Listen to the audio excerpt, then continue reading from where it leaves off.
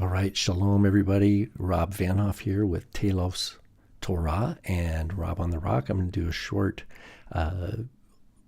teaching here based on Genesis 23, 1 through 2. This is our Torah portion for the week, is Chayyei Sarah, Genesis 23 through about half of Genesis 25. And I'm going to read the first two verses here, chapter 23, and just talk about this moment. It's a significant moment in the life of Abraham. It begins Genesis 23:1. Vayihyu Chayyei Sarah me'ah shana ve'esrim shana ve'sheva shanim shenei Chayyei Sarah. So, and the lives, Chayyei, because remember in Hebrew, the word life is Chayyim. Chayyim, and it means lives, usually like lifespan, but it's a plural. It's a plural word, lives. So it doesn't mean that she had many lives like reincarnation, but the idiom does kind of seem that way when we hear it from an English perspective, because the verb here, vayihyu, is plural, and these are, and the lives of Sarah were. And then it gives a number, of course. Me'ah shana, that's 100 year. Ve'esrim shana, and 20 year. Ve'sheva shanim, and 7 years.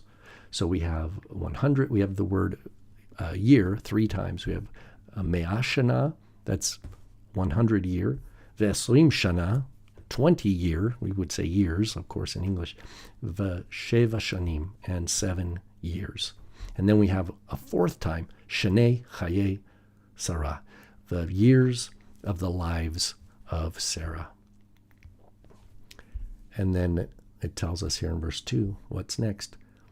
Vatamat Sarah bekiryat arba hi Hebron be'eretz Canaan. And Sarah died.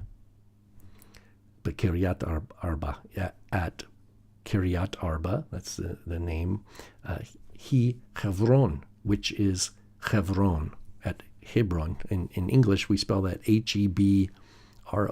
Sometimes you might see it Hevron.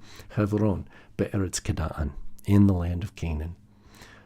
Vayavo Avraham, and Abraham went lispod lesarah. That is to mourn, or to eulogize, basically. Lispod lesarah ve'livkotah, and to weep for her. So he goes to mourn and to weep for her. So Sarah lived 127 years. And even if we do think of Sarah's life as broken into many chapters or even volumes, certainly, how do we reflect on Sarah's life? Well, we're first introduced to Sarah, not as Sarah, but as Sarai. And what's the first thing we learn about her? It's at the end of Genesis 11. We learn that she's a wife of Avram, who's coming from Haran, and that she's akara, which means she's barren, and she had no children. So that's how we're in. If this was an act of a play, right? She comes on the scene. We know her name, Sarai. We know she's married to Avram. We know that she can't have children. So that sets us up, doesn't it? Right there from the beginning. And we know that Avram had asked her on more than one occasion to say, tell him you're my sister. Tell him you're my sister, right? And it'll go well with me. Already in chapter 12 of Genesis. And then we know that she must have desperately wanted to have children, because she's waiting and waiting, years go by, and she ultimately says, and we learn this in Genesis 16, have a son with Hagar, my maidservant. Perhaps that's how the Lord's going to build up our family. Perhaps Ibaneh, it says, I will be built up through her. Well, that would be a new book, or a new chapter at least in Sarai's life. And it goes on that what happens? Well, Hagar flees. She comes. The Lord sends her back, and the Lord comes and says, "Hey, by the way, Avram, your name's no longer Avraham. By the way, your wife Sarai is no longer Sarai. It's going to be Sarah. So you have new names. And by the way, Sarah herself, this is in chapter 17, Sarah's going to have a son to you. She's going to bear a son. Not only that, I'll tell you when he's going to be born, a year from now, and you're going to name him Yitzchak, Isaac, and I'm going to continue my covenant. I'm going to uphold my covenant with you. I'm going to uphold it with Isaac and his seed after him." So the Lord's already telling Avraham that Sarah is going to bear the son that will continue the covenant, not Ishmael. Even though Avraham says, if Ishmael could live before you, God's like, nope, not going to be Ishmael. It's going to be Isaac. And he gives him the covenant of circumcision, of course, at that time.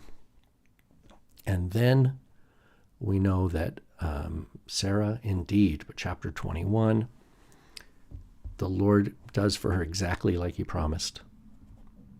And Sarah had a son at the exact time the Lord said, named him Isaac.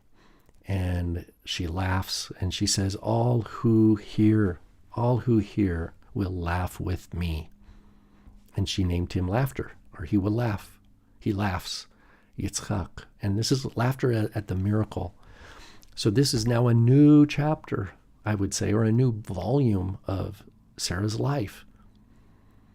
Gone are the days of waiting on the Lord. Gone are the days of self-doubting. I'm never going to have a baby. Gone are those days. Now she has a son. Well, what do we learn from chapter 22? We learn, I should say, in chapter 21, we see Ishmael mistreating Isaac. And Sarah tells Abraham, send them away. Send away Hagar and Ishmael. And it doesn't sound right to Abraham. And he goes to the Lord, and the Lord tells Abraham, no, you need to listen to your wife right now. Send them away. But then chapter 22, we learn of the Lord testing Abraham, and he tests him, and they go, and we know the story from chapter 22, and we're never told of Sarah and Isaac's last conversation. We don't know how that went down, but we know she lived more years. Some say that she died of like a broken heart. There's some midrash that people think, okay, well, she said goodbye to Isaac, and she thought, did Abraham tell her what he was going to do? All these kinds of things. But we're never told of Sarah and Isaac meeting back up again. So in any case, that would be then another chapter of her life, the chapter of life of after Abraham leaving with Isaac. If, this is speculation, that they never spoke again. But we see here Abraham coming, it says, to mourn and to weep for her. Now, was Abraham living at a different place at this time? It's possible that Abraham was in one location and Sarah was at Hebron. But in any case, she dies at 127 years old. It's pretty amazing. That's a long life. And Abraham mourns and weeps for her.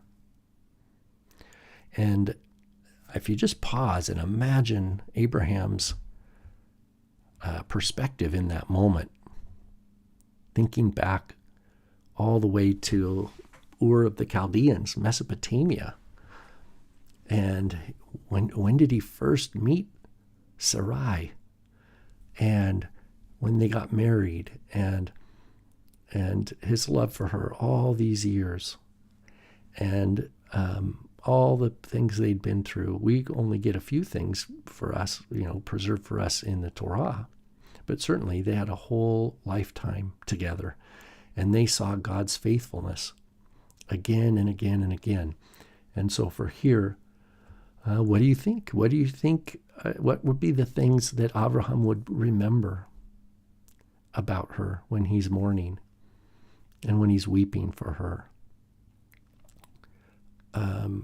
I think partially would be just the grace of God for the gift of life, for the gift of a partner, for the gift of marriage, for the years where they struggled together, they matured together, they grew spiritually together. Like we can't think of Avraham really in the Bible apart from Sarah, because the whole covenant of Abraham, Isaac, and Jacob is dependent upon this amazing, beautiful, miraculous story of Sarah, who was Akara, she was barren, and she was past menopause, yet she conceived and gave birth. And that's why Paul says, everyone who trusts in Yeshua, we're just like Isaac. We're children of promise. We're not born of works. We don't get our identity through earthly efforts to obtain a promise. We wait on the Lord, and the Lord grants his promise according to his perfect timing. He feeds us as we need it. We don't go out and pick and scrape and bite and devour to get our own food. That's the difference here. To be a child of Abraham's, to be like Isaac. And so this is the mother of Isaac, then. That's another angle that I think would be part of, part of appreciating Abraham's weeping and his mourning and what he's feeling. And so we understand that this weeping is probably a mix of sadness as well as gratitude and beauty. We know that she was beautiful. The scripture tells us that she was beautiful, inside and out. He loved her. He loved her soul. They were one. And yet, she's gone now. And he's remaining on the earth. And his life partner is not there anymore. The mother of his son, of the promised child, Isaac, is not there anymore. And so that is a powerful moment in the life of Abraham. All right, well, I hope this is just some thought-provoking comments on our Torah portion here. Shabbat Shalom.